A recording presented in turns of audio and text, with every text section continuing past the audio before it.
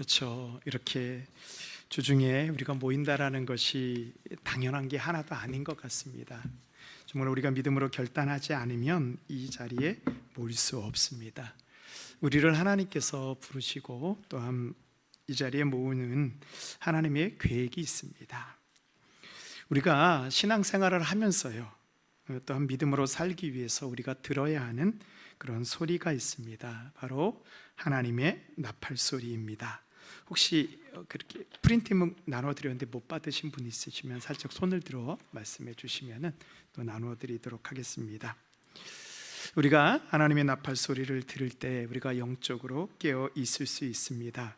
이 성경에 보면요, 이 하나님께서 우리에게 나팔을 그런 불러주시는 나팔 소리를 내시는 세 가지 목적이 있습니다. 첫 번째로 하나님의 심판이 이 땅에 임할 것을 경고하는 것이 바로 나팔 소리입니다. 그래서 하나님께서 우리에게 그냥 심판을 내리시는 것이 아니고요, 하나님께서 우리에게 미리 경고를 해 주십니다. 우리의 삶 가운데 때로는 시험과 어려움이 올 수 있습니다. 그러나 하나님께서는 우리에게 미리 경고해 주시어 우리로 그것을 준비하게 하십니다. 이 신약 성경에 보면요, 예수님께서도 고난 당하실 것을 제자들에게 3번이나 미리 말씀해 주셨어요. 예수님 십자가를 지시고 고난 당할 것을 우리에게 경고해 주셨습니다. 근데 제자들은 그 경고의 소리를 그냥 온전히 듣지 않고 자신들의 마음대로 그것을 듣고 넘겼습니다. 그래서 그 예수님이 십자가에 못 박힐 때 제자들은 준비가 되지 않았기 때문에 모두 불불이 흩어질 수밖에 없습니다. 그래서 우리는 하나님의 경고의 나팔을 들을 때 우리 앞에 오는 시험과 어려움을 우리는 준비할 수 있습니다. 두 번째로 악의 세력에 두려워하지 않고 믿음의 선한 싸움을 하도록 하나님께서는 나팔을 우리에게 불러주십니다. 그래서 악의 세력이 우리를 공격하고 넘어뜨리려고 할 때 우리의 대장 되시는 예수님과 함께하여 우리로 두려워하지 않고 또한 담대하게 악의 세력과 싸울 것을 주님이 우리에게 명령하셨습니다. 그래서 믿음의 선한 싸움을 싸우도록 우리를 부르시는 하나님의 나팔 소리가 있습니다. 또한 하나님의 나팔 소리가 들을 때요, 우리는 주님이 우리와 함께 하심을 믿고 담대하게 나아가고 승리할 수 있습니다. 세 번째로 주님이 이 땅에 다시 오시는 재림을 선포하는 나팔 소리입니다. 주님은 하나님의 나라에 승천하신 그대로, 주님은 약속하신 대로 이 땅에 다시 오시어 이 땅에 있는 모든 성도들을 다시 불러 모으실 것을 약속하셨습니다. 주님이 재림하시는 그 소리가 바로 나팔 소리입니다.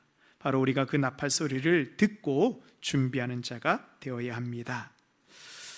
이제 우리가 이제 나팔 재앙 두 번째 시간인데요, 이제 세 번째 나팔이 불 때 임하는 재앙에 대한 말씀을 우리 함께 살펴보도록 하겠습니다.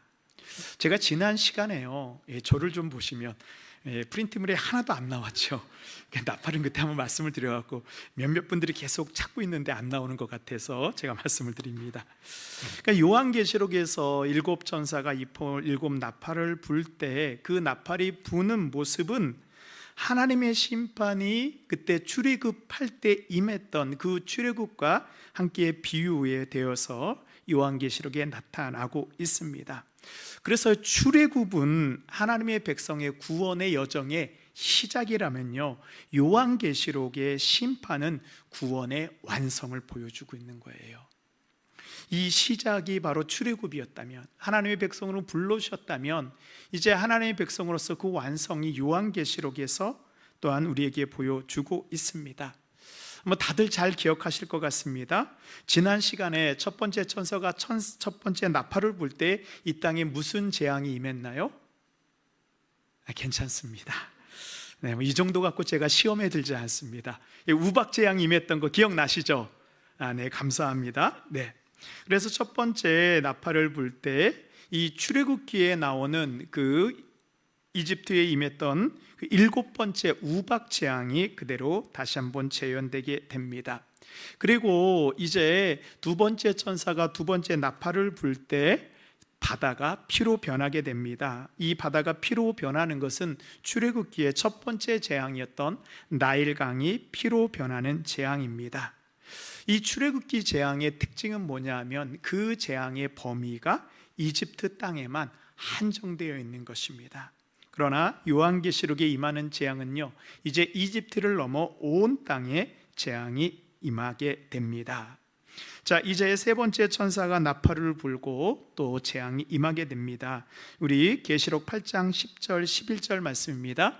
제가 10절을 읽고 우리 성도님들이 11절 읽도록 하겠습니다. 제가 먼저 읽겠습니다. 셋째 천사가 나팔을 부니 횃불같이 타는 큰 별이 하늘에서 떨어져 강들의 3분의 1과 여러 물샘에 떨어지니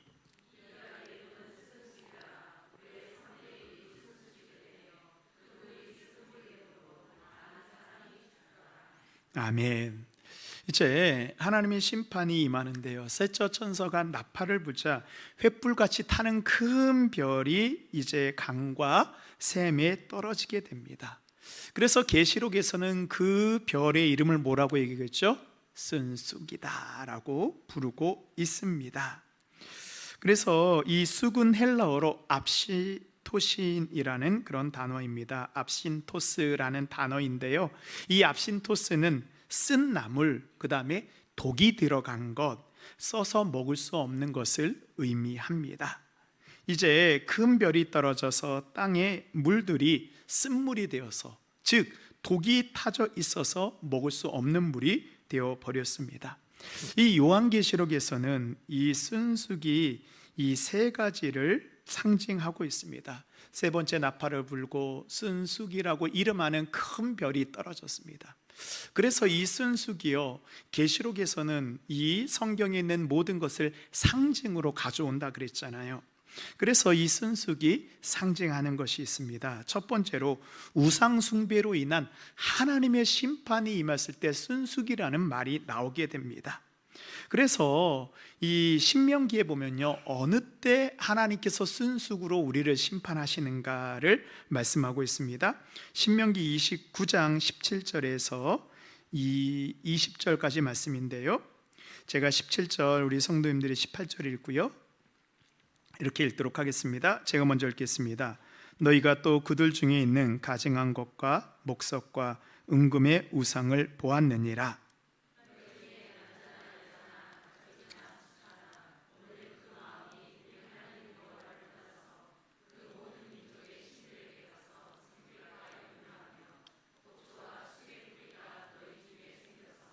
아멘.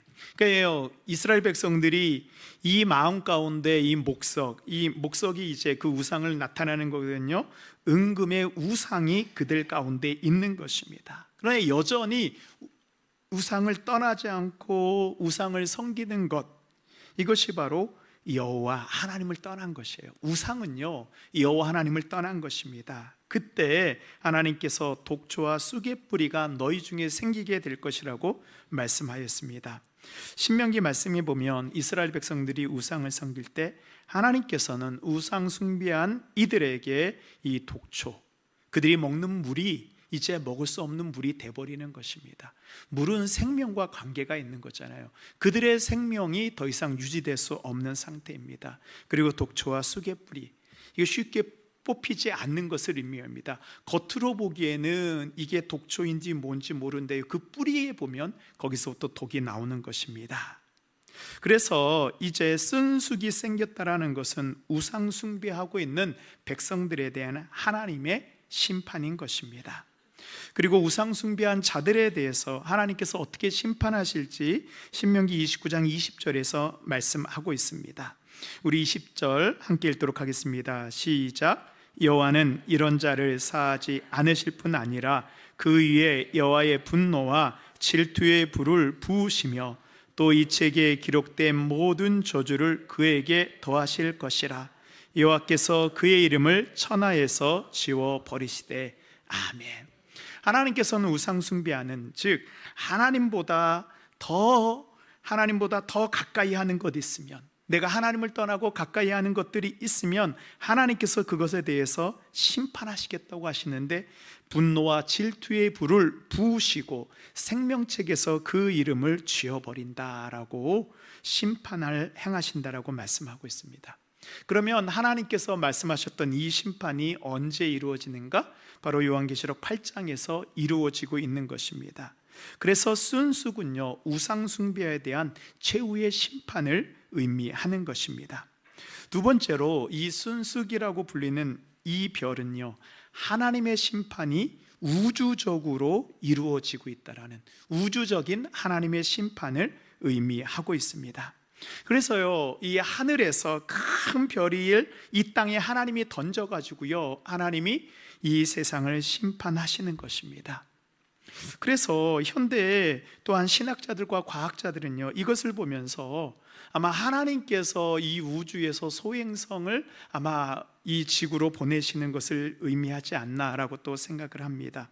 그래서 과학자들은요, 이 작은 이런 유성 하나만 땅에 떨어져도 엄청나게 큰 피해가 있는다라고 얘기를 합니다. 근데 오늘 말씀해 보니 횃불과 같이 타는 큰 별이 하늘에서부터 떨어져 샘물을 쓰게 하였다라고 말씀하고 있습니다. 이게 하늘에서요, 아마 소행성이 땅에 충돌하여서 그로 인해서 지구에는 이 엄청난 환경적인 재앙이 임하게 되고, 산성비 같은 독 있는 물질로 말미암아 이 지구 안에는요, 많은 그런 독을 가진 그런 광물들이 있거든요. 근데 이런 것들이 수많은 열과 엄청난 열로 인해서 다 하늘로 증발해 버리고요, 그것이 다시 이 땅의 물들에 내리게 얻어서 땅과 물들이 오염이 되는 것입니다. 지금까지 과학자들이 확인한 소행성 중에서 가장 큰 피해가 일어난 것은 이 멕시코의 유카탄 반도에 있는 칙슬루 충돌구라는 그런 이렇게 큰 폭발이 있었습니다. 한번 사진 보여주시면요.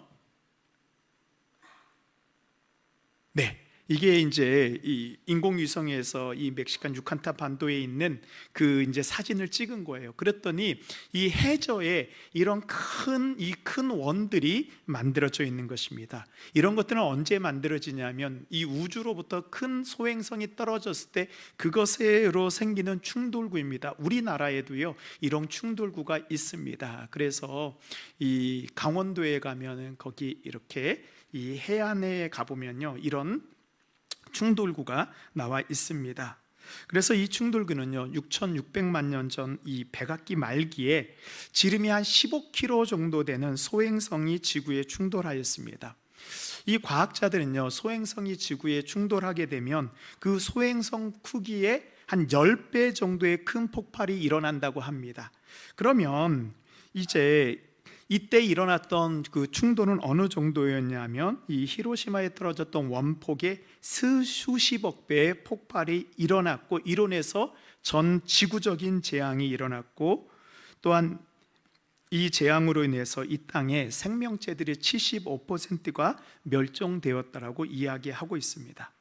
그러니까 이 크기가 어느 정도냐면, 지금 만일 광양에 떨어지면 크기가 우리 광양시에서 저 광양 읍내 정도까지의 크기거든요. 그럼 이로 인해서 폭발은 어느 정도 일어났냐? 10배의 폭발이니까 대략 한 150km에서 200km 정도의 폭발이 일어나요. 그러면은 이 전라남도, 경상남도 다 완전히 흔적도 없이 사라지고요, 이 폭발로 인해서 중국, 일본, 러시아 여기까지 다 땅이 평평해질 정도로 모든 건물들이 다 무너질 정도의 그런 폭발이 일어난다고 합니다. 만약 이 정도의 소행성이 15km면 별로 크지도 않잖아요. 어떻게 보면 광양 읍내 정도의 이런 소행성이 한 번 더 지구에 떨어지게 되면 이 땅에 있는 사람뿐만 아니라 모든 생물들까지 엄청난 그런 재해를 입게 될 것입니다. 그래서요, 우리가 요한계시록을 볼 때 요한계시록의 이런 재앙이나 재해들은요, 상상 속에 있던 것들이 아니고 이 실제로 과거의 역사 속에서 일어났던 재앙들이고 앞으로도 일어나게 될 재앙들입니다. 그래서 이 재앙은 하나님께서 마지막 때의 세상을 심판하시는 도구로 쓰임받게 되는 것입니다. 그리고 이 세 번째 나팔소리, 쓴수기의 의미는 출애굽기 마라의 쓴물의 그런 모습입니다. 우리 출애굽기 15장 22절에서 25절까지 말씀 저와 함께 교독하도록 하겠습니다. 모세가 홍해에서 이스라엘을 인도하며 그들이 나와서 수르 광야로 들어가서 거기서 사흘 길을 걸었으나 물을 얻지 못하고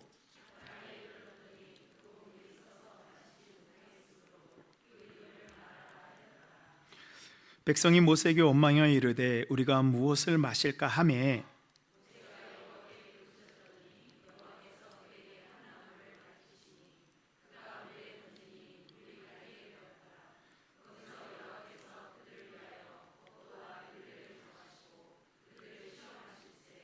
아멘. 이제 이스라엘 백성들이 출애굽 때 홍해를 건너서 이제 광야에 들어가게 되죠. 이 광야에서 꼭 필요한 것은 물입니다. 이스라엘 백성들이 남자만 60만 명, 그래서 여자와 어린아이들, 노인들까지 다 포함하면 적어도 200만 명, 많게는 300만 명 정도의 엄청난 사람들입니다. 그들이 물을 구하지 못하면 그들은 광야를 지나갈 수 없습니다. 이제 그들이 이 수르 광야에 들어갔을 때 한 물을 만나게 되는데 그 물이 쓴물이에요. 우리가 아까 읽었던 순숫과 같은 쓴물, 독이 있고 마실 수 없는 물입니다. 그래서 이 쓴물을 히브리어로 마라라 합니다. 마실 수 없는 물로 인해서 백성들이 하나님께 원망하자 모세가 기도하고 하나님 응답하여 주시어 쓴물을 단물로 바꾸어 주는 기적을 일으켜 주십니다. 그래서 이 출애굽기에서 쓴물이 단물로 변하는 것은 하나님께서 이스라엘 백성을 구원하시기 위해서 생명을 주시는 것을 상징하고 있습니다. 그런데 요한계시록 8장에 보면요, 이게 지금 역전되고 있어요. 뒤집혀졌습니다. 하나님께서 이 세상을 심판하실 때 하늘에서 순숫과 같은 큰 불타는 별을 땅에 떨어지게 하여 단물을, 즉 먹을 수 있는 물을 쓴물로 바꾸어 죽음에 이르게 하는 것입니다. 구원과 생명의 물이 심판과 죽음의 물로 바뀌게 되고 있습니다. 그러니까 출애굽에서는 생명이었는데 요한계시록에서는 심판이요 죽음입니다. 이제 요한계시록을 읽고 있는 이 성도들은 세 번째 나팔 재앙을 통해서 출애굽 때 이스라엘 백성들을 구원하신 것 마찬가지로 하나님의 나팔 소리로 이 세상을 심판하시고 우리를 구원하실 것을 기대하고 있었어요. 그런데 그 기대가 먹을 수 있는 물이 쓴물로 바뀌게 됩니다. 근데 여기에는 하나님의 심판이 있는 것이 아니고 하나님의 심판이 지향하는 그 목적이 무엇인지 담겨져 있습니다. 하나님의 심판은 멸망이 아니고요, 하나님의 백성들을 구원하는 과정인 것입니다. 세상의 악과 세상의 어둠을 심판하시는 방법이 바로 이 물을 쓴물로, 죽음으로 바꾸어 가는 것입니다. 그래서 우리가 이 물이 쓴물, 죽음의 물로 바뀌는 것을 통해서, 그러나 이것은 끝이 아닌 거예요. 하나님께서는 이 세상의 모든 악을 멸하시는 것을 우리에게 보여주고 있어요. 그리고 하나님의 심판이 어떻게 이루어질 것을 우리에게 예표하고 있는 것입니다. 우리가 조금만 더 말씀을 살펴보도록 하겠습니다. 우리 그리스도인들에게도요, 이 순숫과 같은 시험이 임하게 됩니다. 그래서 사도 바울은 이것을 연단의 과정이라고 말씀하고 있습니다. 우리 로마서 5장 3절 4절 말씀입니다. 우리 함께 읽겠습니다. 시작. 다만 이뿐 아니라 우리가 환난 중에도 즐거워하나니 이는 환난은 인내를, 인내는 연단을, 연단은 소망을 이루는 줄 알미로다. 아멘. 시작은 뭐로 시작했습니까? 환난으로 시작했습니다. 지금 이스라엘 이 요한계시록을 읽고 있는 독자들에게는 여전히 환난이 임하고 있습니다. 그러나 그 환난 가운데 인내할 때 하나님이 우리를 연단시켜 주시는 거예요. 이 시험을 견디어낼 수 있는 사람으로, 그리스도의 사람으로 우리를 만들어 주시고, 그리고 그러므로 말미암아 우리가 마지막 때에 대한 소망을 가지게 되는 것입니다. 이제 네 번째 천사가 나팔을 불니다. 자, 우리 계시록 8장 12절 말씀 우리 함께 읽도록 하겠습니다. 시작. 넷째 천사가 나팔을 부니 해 3분의 1과 달 3분의 1과 별들의 3분의 1이 타격을 받아 그 3분의 1이 어두워지니 낮 3분의 1은 비춤이 없고 밤도 그러하더라. 아멘. 이제 네 번째 천사가 나팔을 불자요, 해, 달, 별의 3분의 1이 그 빛을 잊어버리게 됩니다. 그래서 이 광명체가 빛을 잃는 것은 출애굽기의 몇 번째 재앙이죠? 그렇죠, 9번째 재앙이죠. 흑암 재앙입니다. 우리 출애굽기 10장 21절에서 23절, 제가 읽도록 하겠습니다. 여호와께서 모세에게 이르시되 하늘을 향하여 내 손을 내밀어 애굽 땅 위에 흑암이 있게 하라. 곧 더듬을 만한 흑암이리라. 모세가 하늘을 향하여 손을 내밀매 캄캄한 흑암이 3일 동안 애굽 온 땅에 있어서 그 동안은 사람들이 서로 볼 수 없으며 자기 처소에서 일어난 자가 없으되 온 이스라엘 자손들이 거주하는 곳에는 빛이 있었더라. 이 애굽 왕 바로가요, 8번째 재앙인 메뚜기 재앙이 임했는데도 이스라엘 백성들을 놓아주지 않습니다. 그때 하나님께서는 이 이집트 온 땅에 흑암 재앙을 내리십니다. 근데 흑암 재앙은요, 단순히 하늘이 어두워진 것만을 의미하지 않습니다.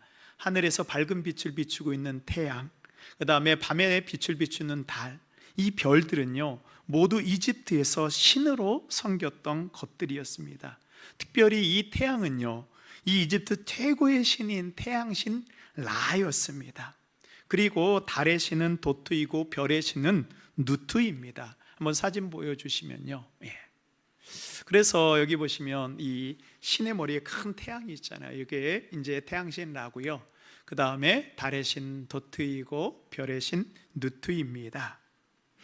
이 이집트 사람들은요, 이 세 신이 이 하늘에 빛을 주관한다고 생각하였습니다. 근데 하나님께서 어떻게 하셨습니까? 이 출애굽 때 이들의 빛을 모두 다 가려 버리셨습니다. 모두 덮으셨습니다. 이 흑암 재앙으로 어두워졌다라는 것은 그냥 단순히 어둠을 의미하는 것이 아니고 그들이 최고의 신으로 섬겼던 이 태양신마저도 하나님이 덮어버릴 수 있다는 것을 보여준 거예요. 그래서 창세기에서 이 넷째 날 하나님께서 광명체를 창조하셨잖아요. 그러니까 그들이 신으로 섬겼던 것이 진짜 신이 아니고 하나님이 창조했던 피조물에 불과한 것입니다. 누가 참 신인지 참 하나님이신지 출애굽의 9번째 재앙을 통해서 보여주셨어요. 그래서 출애굽하는 과정을 통해서 이스라엘 백성들은 해, 달, 별이 더 이상 신이 아니고 하나님이 창조한 것에 불과하다는 것으로 깨달았습니다. 그런데도 불구하고 이스라엘 백성들은 이 광명체를 여전히 자신들의 신으로 섬겼습니다. 언제까지 섬겼냐 하면 이 유다가 멸망할 때까지 신으로 섬겼습니다. 이 열왕기하 2장 21장 3절, 4절, 5절 말씀을 보시면, 제가 3절 읽고 성도님들이 4절 읽고 5절은 함께 읽겠습니다. 제가 먼저 읽겠습니다. 그의 아버지 히스기야가 헐어버린 산당들을 다시 세우며 이스라엘 왕 아합의 행위를 따라 바알을 위하여 제단을 쌓으며 아세라 목상을 만들며 하늘의 1월 성신을 경배하여 섬기며,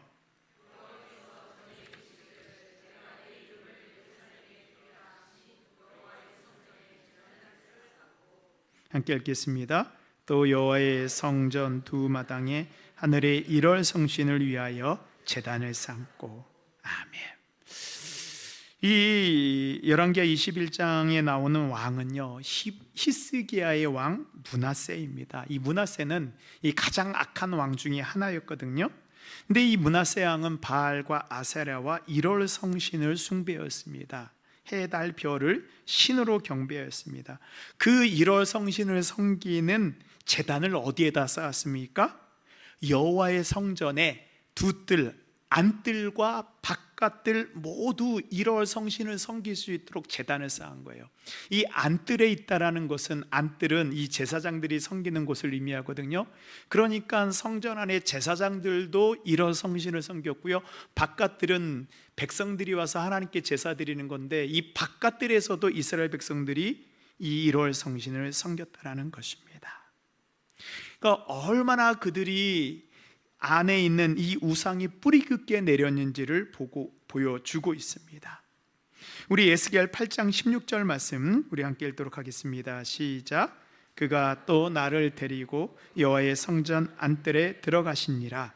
보라, 여호와의 성전 곧 현관과 제단 사이에서 약 25명이 여호와의 성전을 들지고 낯을 동쪽으로 향하여 동쪽 태양에게 예배하더라. 아멘. 이 에스겔 8장은요, 이제 남유다가 마지막 멸망하는 그 순간을 보여주고 있어요. 마지막까지 멸망하는데 이제는 성전 안뜰에서까지 뭐예요? 여호와의 성전문과 성전 제단 사이, 그러니까 이 안뜰에서 더 깊이 들어간 성소의 깊은 곳에서 이 25명은 적어도 대제사장들을 의미할 것입니다. 그들이 어떻게 해요? 여호와의 성전을 바라보는 것이 아니고 등지고 이제 동쪽 태양이 떠오르는 동쪽을 향하여 예배하고 있는 것입니다. 여전히 태양을 우상으로 섬기고 있습니다. 그래서 하나님께서요, 이제 마지막 때에 그 1월 성신의 빛을 없애는 것을 통하여서 너희들이 섬겼던 것이 진짜로 신이 아닌 것을 증명하고 있습니다. 더 이상 너희들이 섬기는 우상은 아무 힘이 없는 우상이라고 선언하고 있습니다.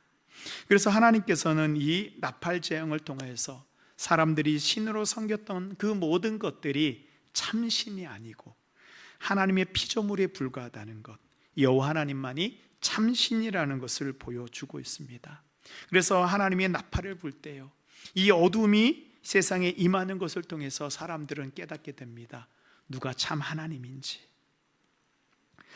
이제 우리가 좀 인을 떼는 재앙과 이 나팔이 불 때 임하는 재앙의 좀 차이를 보면요, 좀 이렇게 기억이 안 나실 수도 있지만, 이 인을 뗄 때마다 임했던 재앙은요, 다 어디에 임했던 재앙이냐면 이 땅에서 시작되는 재앙들이에요.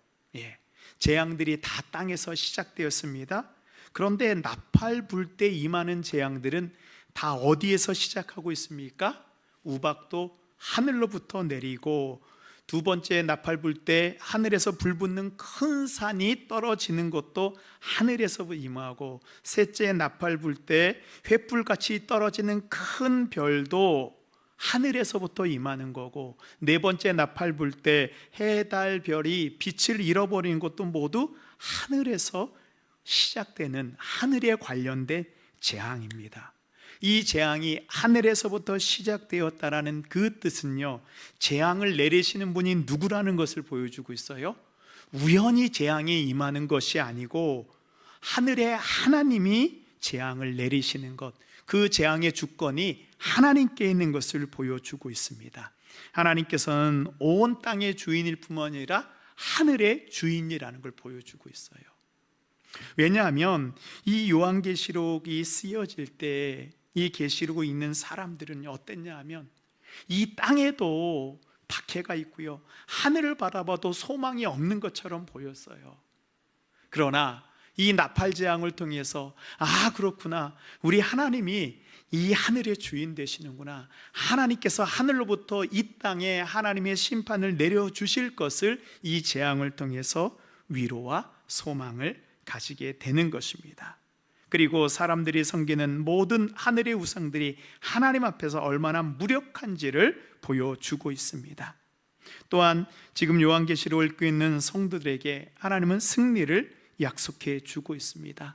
악의 세력이 하늘까지 다 점령한 것처럼 보이지만 마지막 때가 되면 하나님께서 그 하늘로부터 온 땅을 심판하시며 모든 악을 멸하실 것을 우리에게 예표로 보여주시고 있습니다.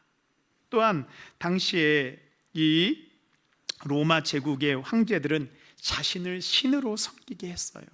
이 나팔을 불 때요, 황제가 출현하고요, 나팔을 불 때 황제가 전쟁을 선포합니다. 그래서 이 나팔은 황제와 상관이 있습니다. 그러나 이제는 이 나팔 소리를 통하여서 황제를 신으로 섬기지 않은 많은 교회와 성도들에게 위로를 주고 있습니다. 너희들의 눈에 보기에는 나팔 불 때 로마의 황제가 신처럼 나오지만 진짜 하나님의 나팔을 불면 그 모든 신들, 모든 인간이 만든 것들은 다 사라지고 하나님의 심판이 온 땅에 임하게 되시고 하나님께서 또한 이 땅의 승리를 선포하실 것을 보여주고 있습니다. 그렇습니다. 세상의 많은 신들을 다 멸하신 하나님의 나팔 소리가 울려 퍼질 때 모든 우상을 멸하실 것을 믿고 두려워하지 말고 끝까지 믿음을 지키라고, 믿음의 싸움을 싸우라는 하나님의 격려와 위로의 말씀이 바로 나팔 소리인 것입니다. 그래서 출애굽기의 10가지 재앙은 하나님의 구원의 시작이었다면 요한계시록의 나팔 심판을 통해서 악의 세력을 멸하시고 구원의 여정을 완성하신다는 것을 보여주고 있는 거예요. 그래서 이 조금 어렵기는 하지만 우리가 그 마라의 쓴물이 있잖아요. 그것을 통해서 분명히 생명으로 바꿔줘서 구원의 여정이 시작된 것 같았는데 하나님의 그 구원의 완성은 무엇이냐? 이 세상에 있는 모든 쓴 것들, 모든 악의 세력들을 하나님께서 심판하시는 거예요. 그래서 이 모든 악들을 하나님께서 싹 심판하시는 것을 우리에게 보여주고 있습니다. 구원의 완성을 우리에게 보여주고 있습니다. 그래서 요한계시록을 통해서 하나님은 우리에게도 말씀하십니다. 우리가 주님을 만나 구원의 여정이 시작되었고 이제 그 구원의 완성을 위해 우리가 섬겼던 모든 우상들, 하나님보다 더 사랑했던 것들을 하나님께서 다 멸하시고 그 심판하시는 과정을 우리에게 보여주시고 그 과정 가운데 우리가 인내할 때 우리가 최후에 승리할 수 있다라는 것입니다. 우리 조금만 더 우리 마지막 13절 좀 더 우리 함께 말씀을 살펴보도록 하겠습니다. 이제 이 나팔 재앙의 네 번째 나팔까지 보았을 때 사도 요한은 그때 하늘을 날아가는 독수리가 외치는 소리를 듣습니다. 우리 계시록 8장 13절 말씀입니다. 우리 함께 읽겠습니다. 시작. 내가 또 보고 들으니